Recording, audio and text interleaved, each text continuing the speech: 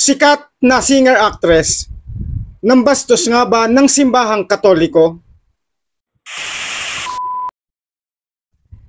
Umani ng batikos at pangbaba siyang isang sikat na artist ng Kapuso Network dahil ito sa ginawa niyang pagpe-perform sa harap mismo ng altar ng simbahang Katoliko na itinuturing nilang banal na dako.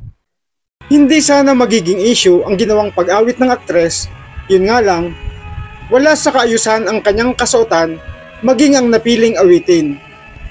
Dahil sa halip na awitin ng pagpupuri sa Diyos, dahil nasa loob siya ng simbahan, ay awiting nag-aanyaya pa sa mga naroon upang sumayaw at gumawa ng bagay na hindi naman nauukol sa gawaing kabanalan.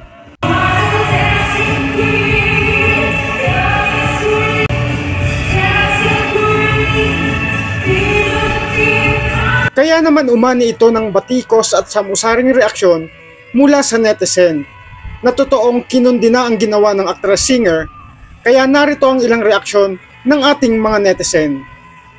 Who to blame? The parish priest, the organizers, and most especially, Julian San Jose, period. Dapat yung kanta iayon sa lokasyon. No respect at all. She should have declined the offer knowing sa charge yung venue. Pero kung may respeto, hindi siya kakanta doon.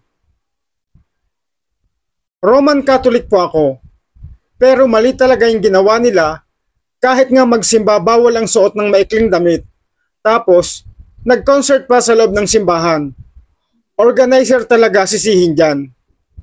Ating pinaniniwalaan na ang simbahan o bahay-sambahan ay banal na dako. Lugar ito para sa pagpupuri at pagluwalhati sa Diyos.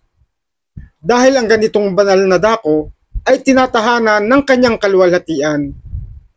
Subalit bakit ito hinayaan ng ibang tao o ng ibang relihiyon na magsagawa ng mga bagay na hindi naman nauukol sa pagpupuri sa Diyos?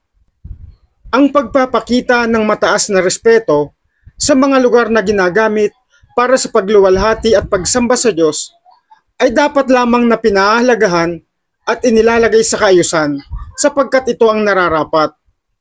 Hindi ba't may isang pangyayari sa Biblia na kung saan ay nagalit at ipinagtabuyan ng Panginoong Hesukristo ang mga taong ginagawang lugar ng kalakalan ang templo ng Diyos?